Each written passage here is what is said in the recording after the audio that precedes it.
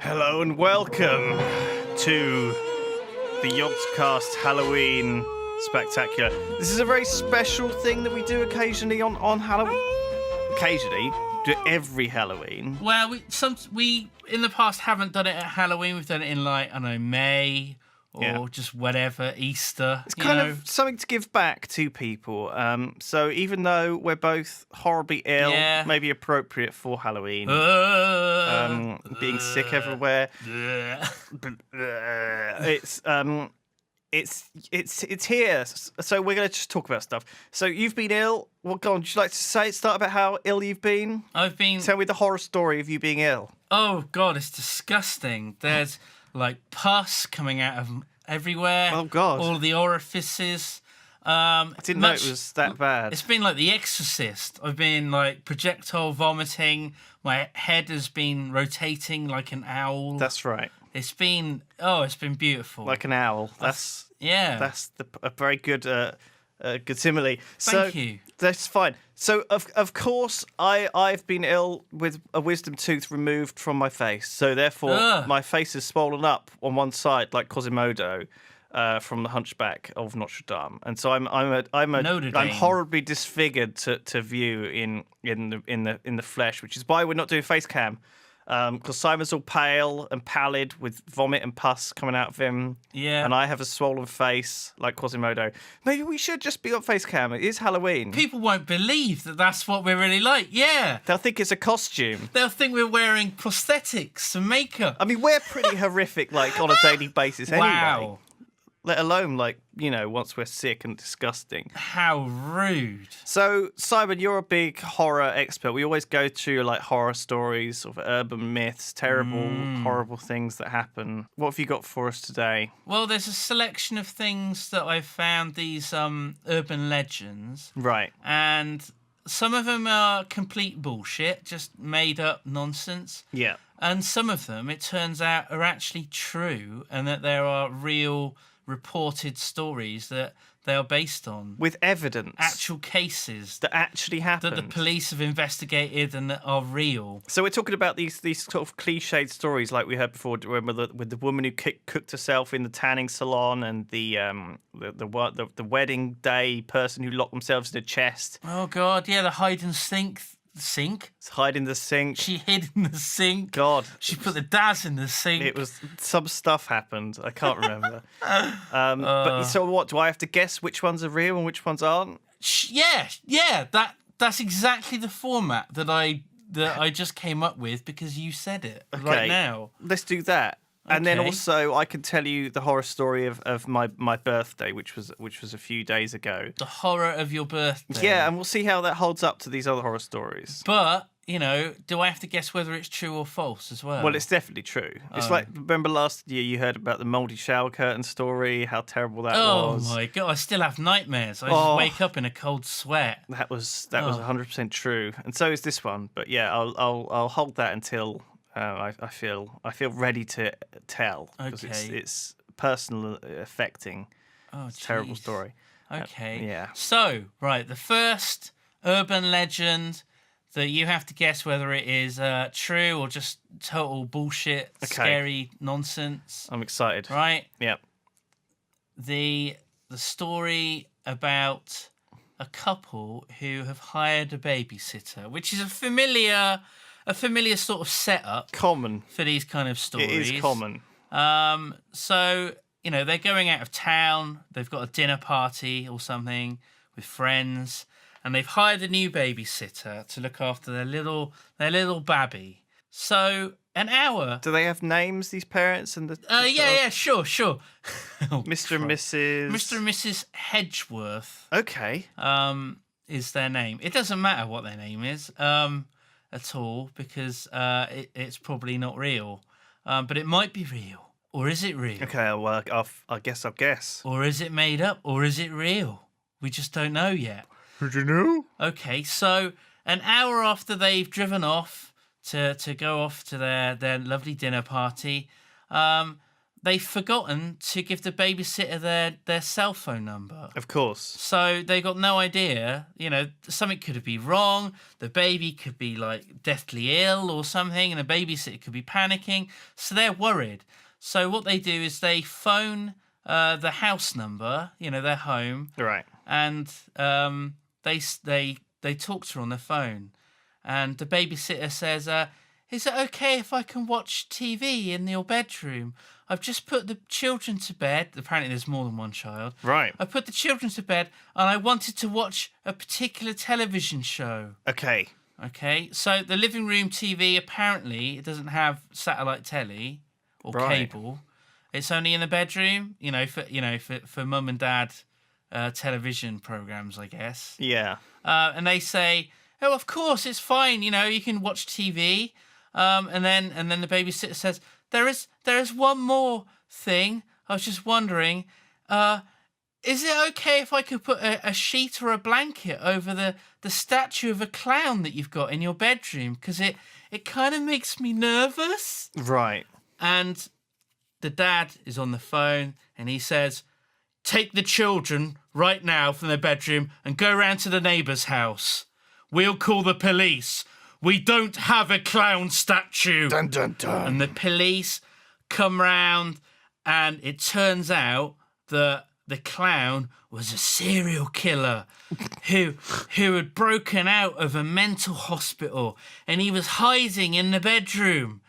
And the babysitter thought it was a statue, but it was a man. And it was a real man. It wasn't a statue. They didn't own a statue of a clown. Who the hell owns a statue of a clown? That's crazy. Okay, so Mr. and Mrs. Hedgeworth. Yeah.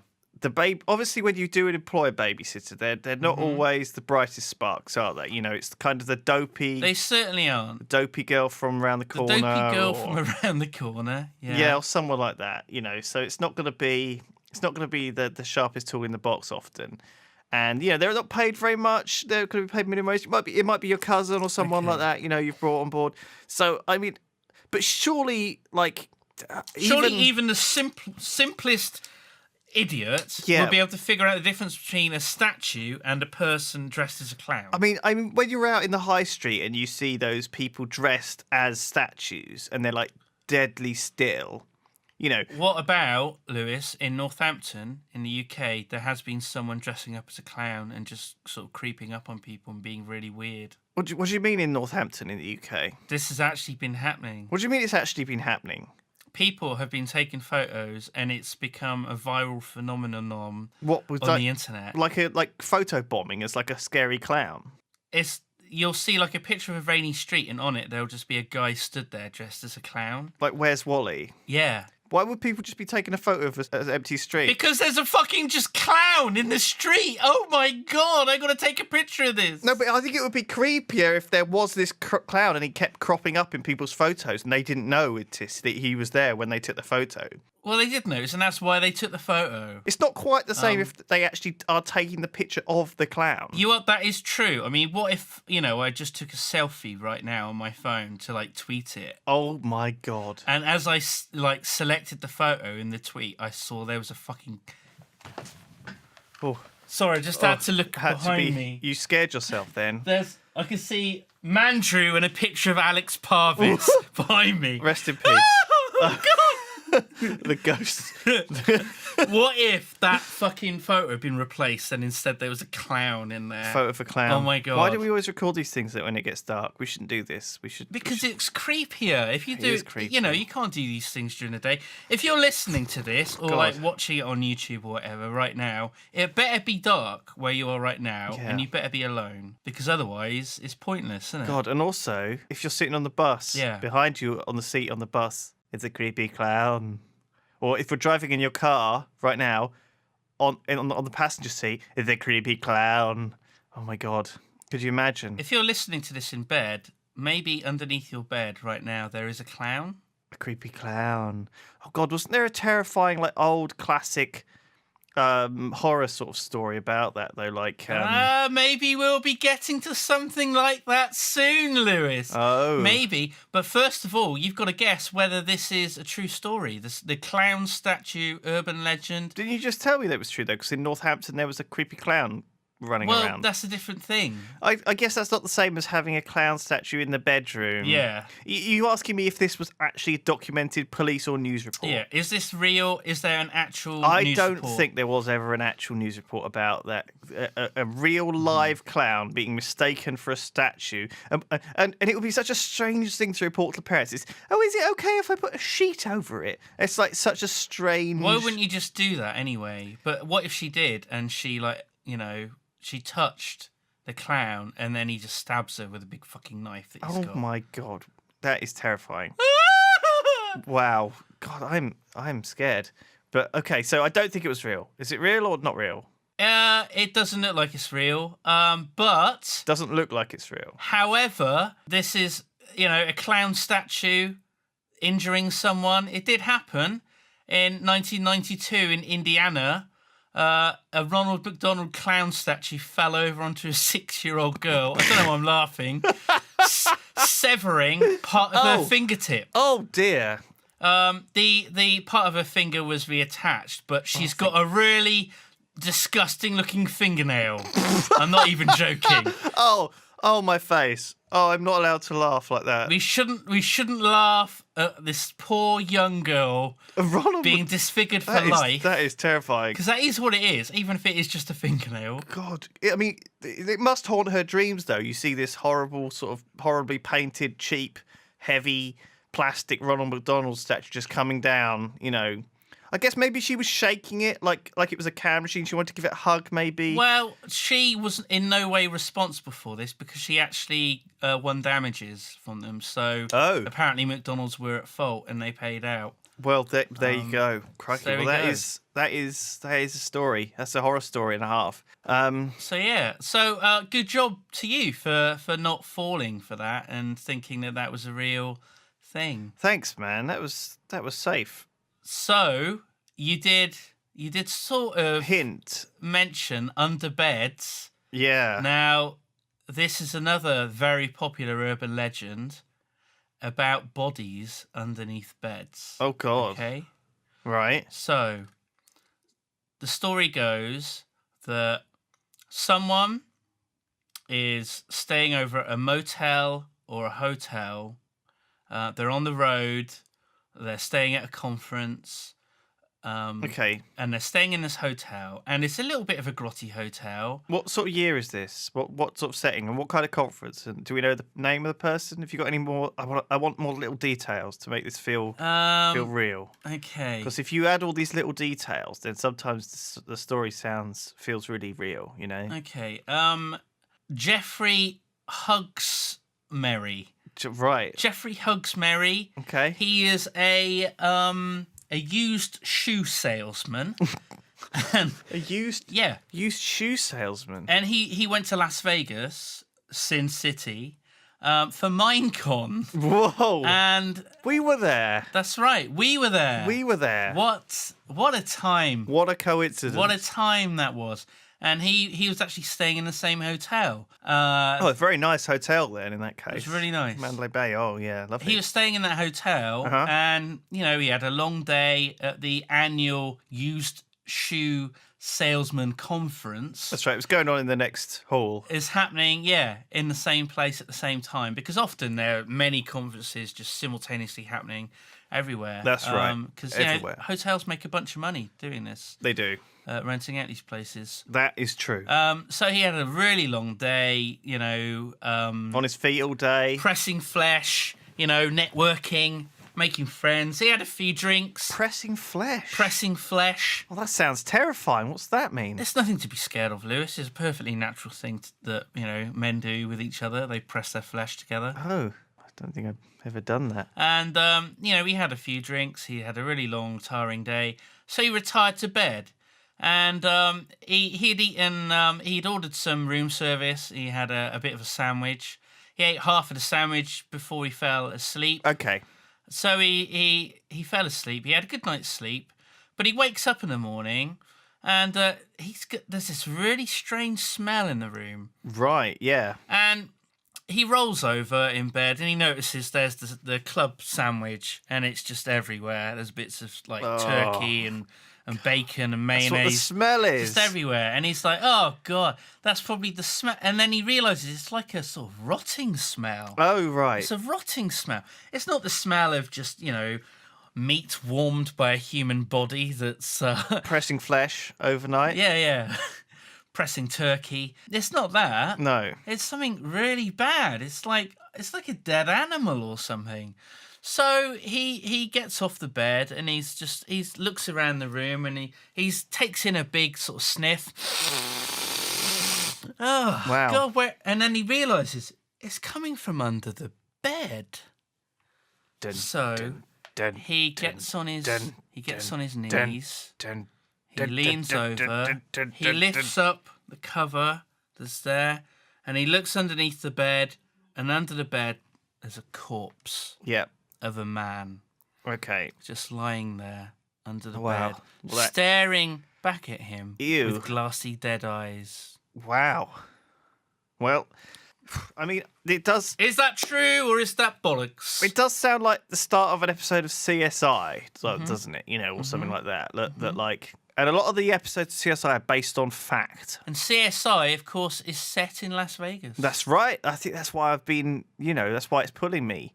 I think, do you know what, though? I think, the amount of hotel rooms in the world, the amount of dead bodies around, the amount of years we've had. You can't move for dead bodies. There's tons of them all over. Yeah, they're all over the shop. But surely, somewhere in the world, someone must have just spent the night on sleeping on top of a dead body by accident.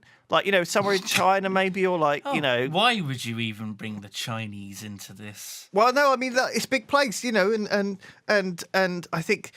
I don't know, someone might have stashed one under there or under the floorboards, certainly, So they've hidden a dead body. Maybe a body's died suspiciously and they just wanted to, hide the body. Yeah. Maybe this is something where, the body was actually under the floorboards or in the wall or something, and you never know, In hotel rooms. Maybe it was a dead hooker. She died accidentally. It could have been there for weeks or months. During a sexcapade. And the maid, wasn't bothering, wasn't on duty that day, didn't check, Now that would lead me, towards thinking that this couldn't happen because surely the maid would figure out there was a nasty smell. Well, surely they would have hoovered under the bed. Other vacuum cleaners are available. Some of these places maybe don't clean up though.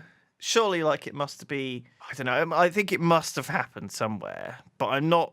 So you're going with this is true. I'm not convinced it's 100%. I'm not convinced. Okay. I'm not convinced it's directly under the bed with a leg sticking out or anything. In 2003, a man checked into the Capri Hotel just east of downtown Kansas City and began complaining about a foul odour in his room. Right. Management told him nothing could be done about the problem, and he spent 3 nights in his room before checking out because he could no longer stand the smell. Wow. When cleaning staff came in to make up the room on the 13th of July, so that's 3 days after, right? So he stayed there 3 nights. And they were like, maybe we should check out what this smell is. They lifted the mattress and they found underneath it a man's body in an advanced state of decomposition. That is horrible. Oh, my God. And also, on the 10th of June, 1999, the decomposing remains of a 64-year-old was discovered inside a bed in room 112 at the Burgundy Motor Inn in Atlantic City, New Jersey. I am never going to sleep in a hotel again. So maybe avoid room 112 at the Burgundy Motor Inn, Atlantic City. It's happened twice. German couple had spent the night sleeping on top of the remains of this man. They complained to the manager, and that led to the discovery of the corpse. There's at least a dozen cases of this actually happening. What? Which is just, wow. Holy crap. Wow. Okay. So this, very much true. This happens routinely. It happens like every week. In fact, if you're staying in a hotel, it's more likely that you are sleeping on top of a dead body than you're not. Oh, I didn't know that. So just bear that in mind. They're very soft, though. They're very decomposing bodies. Most mattresses are, in fact, stuffed with human remains just because they're so soft and comfortable. I didn't know that. Well, that is... Jesus. Isn't that horrible? That is pretty... I think that tops the story of my miserable birthday. Do you want to talk about that? Do you want to talk about your birthday? Well, I suppose I could do. Are you ready for this? Or do you need... Well, I mean, obviously, routinely as you get older, your birthdays become less and less kind of exciting. It just happens, doesn't it? You get old, you get tired, you get fucking just fed up with everything. Well, the funny thing is when you're a kid and you get like, I noticed this specifically with video games, because when I was a kid, I was so bored all the time. I had so much free time. I never had any video games to play, and birthdays and Christmas were always these great times when I got new stuff. Yeah. And I think it's still the same. So it's that sort of chart, isn't it? Like when you're young, you have no money, but you have loads of time, you have loads of energy. So when it comes to your birthday, suddenly you've got presents, you've got things to play with, and it's amazing. Yeah, and as you sort of reach middle age, you work all day to provide for your family, and everyone works really hard. But at the same time, you manage your own money, and you pretty much don't have to wait till your birthday to get a video game. You can just save up for a couple of weeks, and you can probably afford some video game. Or you can just sort of drop it on there straight away. Like, people always just spend ridiculous money on Steam sales and things, don't they? And then, so again, the chart skews. So you have the money, you have the energy, but you don't have the time, because you're working. Every time is precious. You run home every evening to play video games. At least, I kind of do. And then, like when you're an old man, you have. An old man, you have so much time, and you still have your money, but you don't have any energy. You're just worn out. It's like there's a triangle, isn't there, of the three things that you need to have fun. That's right. So time, energy, and the resources. Yeah. And there's always one of those missing. That's right. And as you age, it becomes different things that you're missing. That's exactly right. So come your birthday, your 30th. My 30th birthday. The big 30. You know what they say? Life begins at 30. Do they? That's actually what they say. That is true as well. It's not an urban myth. So yes, I wasn't expecting super loads, but unfortunately, it turned out that I had to have my wisdom teeth taken out the day before my birthday. Now, if it's not actually too bad, the actual occasion of having your teeth out, because you just get knocked out, you can't remember anything. Oh, God. You wake up, your face is all numb, but you're fine. You go home, you drink some soup, it's all fine. You have some chocolate milkshake, it's great. So it's fun. It's fun. So the day before my birthday was okay. I don't remember most of it. Okay. But it was okay. Right. And so then but my birthday, let's just say it started off at about midnight, and obviously. At that period of time, the painkillers had mostly worn off, and oh no, I was kind of kept up all night. So hang on, set the scene. Where were you? You were at home. I was at home. Were you alone? In my bed. You were alone in bed. Well. Hannah was there. I don't think Hannah really came to bed for a while because she was playing Dota. So I sort of tossed and turned for. I beg your pardon? The majority of the night, just in increasingly, varied amounts of pain. Oh God, it's horrible. And it carried on for the next sort of 8 to 12 hours.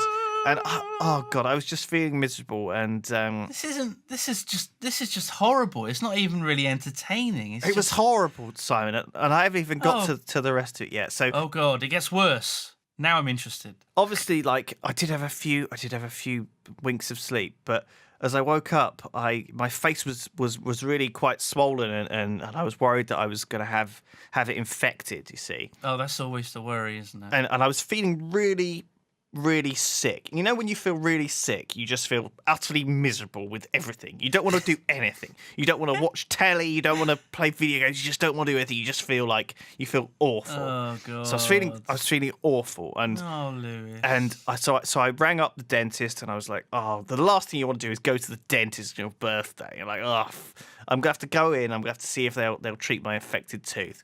So. They wouldn't pick up my calls. They wouldn't do anything. So I rang up at different places and I rang around and they said, the dentist's closed. He got hit by a car 10 years ago. And it turns out that your surgery was done by a ghost dentist. That's right. And I'd been sleeping on his corpse. Oh my god. The whole night. That's why I'd been tossing and turning. Oh, because it was lumpy. The mattress was lumpy. And even the clown statue in my room, I'd put the sheet over it.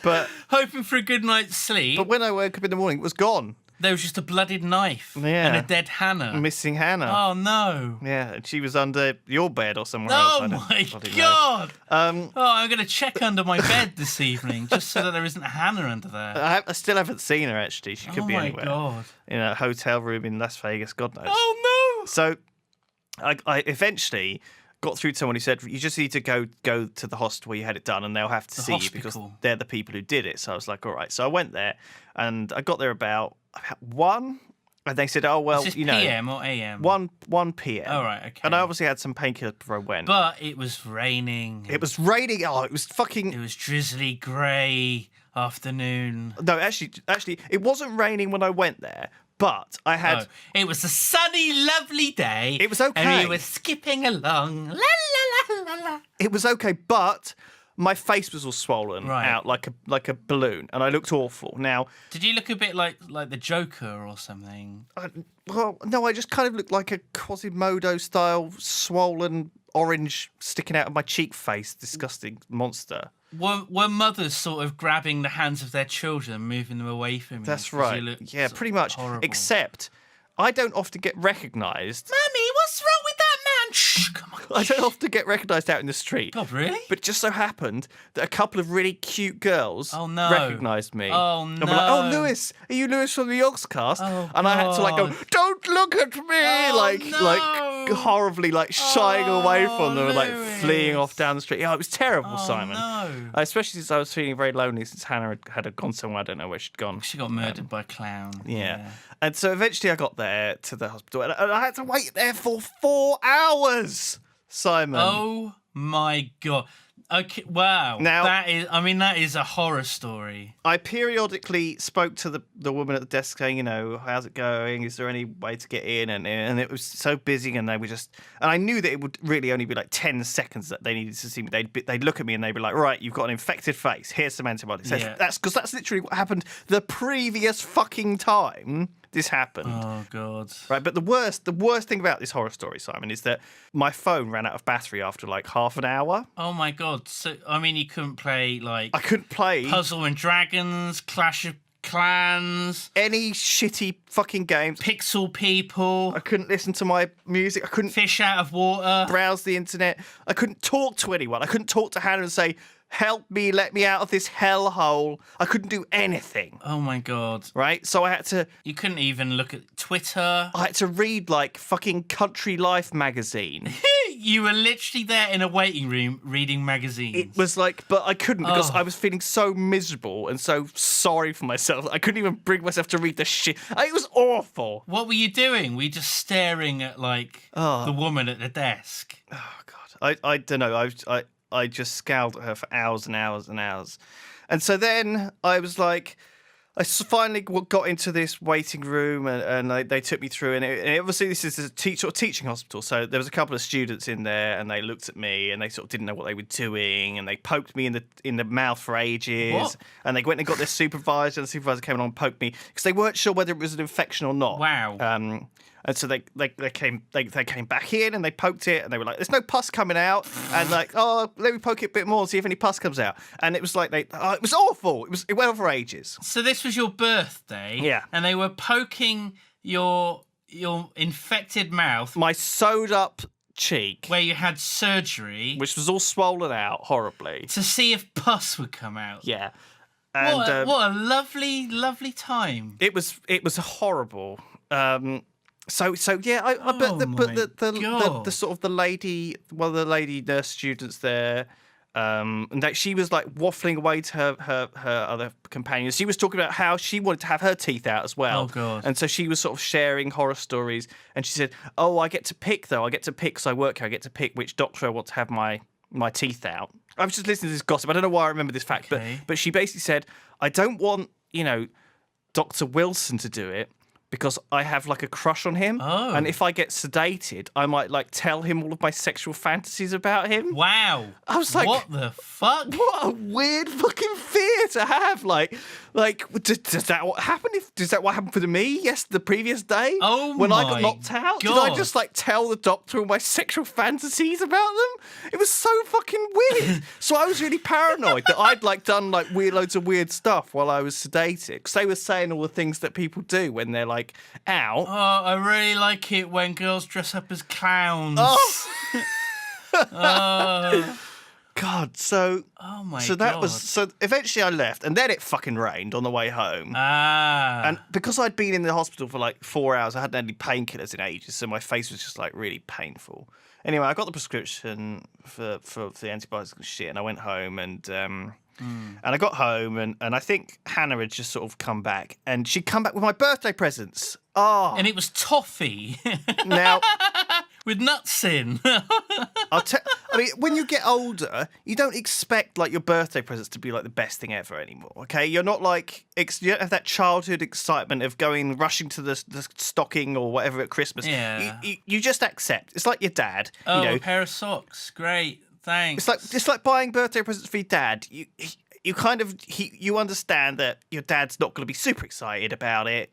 He just gets them, And like for example, your granddad, he's just lucky to be alive for another year, hooray. Oh my God. But Christ, maybe it's not that miserable. Anyway, so Hannah got me these presents, and what was it? What did she get you? Well, you got me a jar of mango chutney. I got you a jar of mango chutney. That is correct. Which was probably my best present. Wow!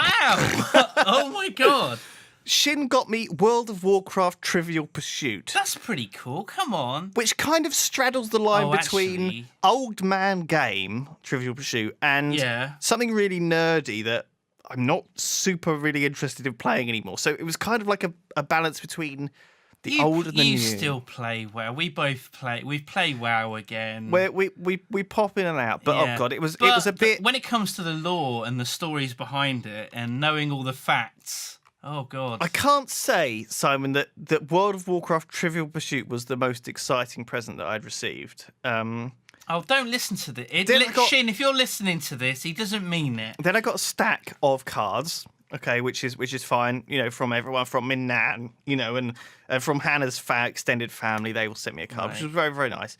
Was there any money in the cards? A $5? No, nothing. Oh, unbelievable. Well, I think there was like a £20 check from Hannah's Nan. Oh, that's nice. A check, great. What are you going to do with that? A check? God. Oh, look, it's all very good. It all goes, Could have been a book token. Look, Simon, don't look. It's all very good stuff. It's all school stuff. I can buy a pair of slippers or something. I don't know, or a pipe or whatever. And so I'm like lying in bed and I'm like, that's it. I'm like, well, what a load of shit, fucking trivia shit. And Hannah's like, well, don't worry. So it's 5 minutes to midnight now. You've only got 5 minutes left of your birthday. And she's like, don't worry, Lewis. Nilesy's got you something, So this is it. This is the last glimmer of hope of your birthday being salvaged and being good. So Hannah drags in this cardboard box out of the hallway. It's quite a big box. It's like, I'm like, oh, what's this? So you're sitting on the bed. You're in your jammies. I'm like, of all people. Looking miserable. Of all people, Nilesy's come through with an actual present for me, right? That's it. The only person, the only fucker who gives a shit bought me a present, right? I'm like, oh, Nilesy. Normally, I'd be like, Nilesy, right? Go fuck yourself. But tonight, Nilesy was the king. My God. Okay. So Hannah got it out of the thing. I'm like lying there in bed, like holding the side of my face, just being a real miserable bastard, And I was like, oh, don't worry, look, Nilesy's bought you this hamper. So it's like a wicker basket hamper. Hamper. And she opened it up, and Might pop. And this whole room is immediately permeated by a very strong smell of cheese. Okay. Cheese, and very strong, stinky kind of green cheese. You may have noticed that same smell in the office today if you came around, because. Oh my God! Yeah, I think it's the drain. The drain's blocked. And it was awful. Now, Hannah sort of said, "Oh look, Nazi's bought you a hamper of cheese." Okay. I didn't think you really liked cheese. I don't. Oh. I really don't like cheese. Hannah likes cheese. She loves cheese. Oh. But I'm not really a big fan of cheese. And you're not a cheese man. So Hannah starts handing me these cheeses and putting them on the bed. And she's like, have a look at this cheese. And it's like, and it was like something out of a nightmare. Because I very quickly realised that all of these cheeses were slightly damp. Oh, no! And one of them, because they'd been out of the fridge all day, one of them had leaked. No! And had all gone into the fucking carpet in my bedroom and on the bed. And so I had to sleep in like this disgusting, stinky cheese room all night, which I couldn't do. Oh my God. Because the whole house then stank of cheese. We couldn't clean all the stinky cheese off the fucking carpet. Meanwhile, Hannah's just eating all this cheese. Hannah's like stuffing her face. She's like, it was. So Nazi had the most troll present he could possibly think of. Oh my God.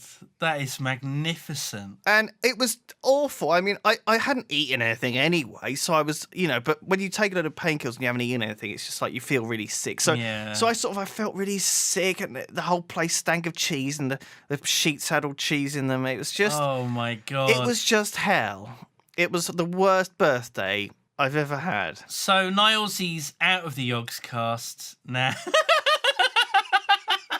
I mean... So's Hannah. It couldn't have been worse, Simon. It really couldn't have been worse. No. Oh, Lewis. So, not your finest birthday. Here's to another 30 years. I can only go up from there, though, to be quite honest. I mean, that's true. And then again, I'm sure a lot of people have had many worse birthdays than that. God, if the worst I had to put up with was a bit of cheese and a bit of toothache, then I'm sure I should be very happy. A very happy man. Oh, God. So there you go. That is my anecdote of the year. Lewis's horror story about his terrible 30th birthday. Yeah. And there you go. And that was true. All of that actually happened. That was a true story, Simon. That's a true real life story. That's the true story about the clown and the dead bodies and stuff. Yeah. We made up the bit about Hannah being murdered. So there you go. Halloween spectacular. Happy Halloween, everyone. Happy Halloween! And thank you very much for watching all year. And maybe we'll see you at Christmas with another podcast, because we usually do one then as well. Yeah. Just, don't have nightmares. Make sure to check under your bed. That's right. Check out, if you're getting into the car and it's late at night, make sure to check, in the back seat, because there might be someone just hidden there. Check your mirrors. Mirror signal maneuver. That's right. If you take any photos of yourself, make sure there's no clowns in the background. Check inside your closet. Make sure there's not, a serial kidder. Yeah, a serial kidder, a serial prankster hiding there. Who's going to throw like water balloons at you as you sleep and make you think that you pissed yourself. Has that happened? Oh, okay. Maybe it has, maybe it hasn't. Well, there you go. Oh, thank you so much, everyone. Thank you, guys. Farewell for this year. See you later, shitlords.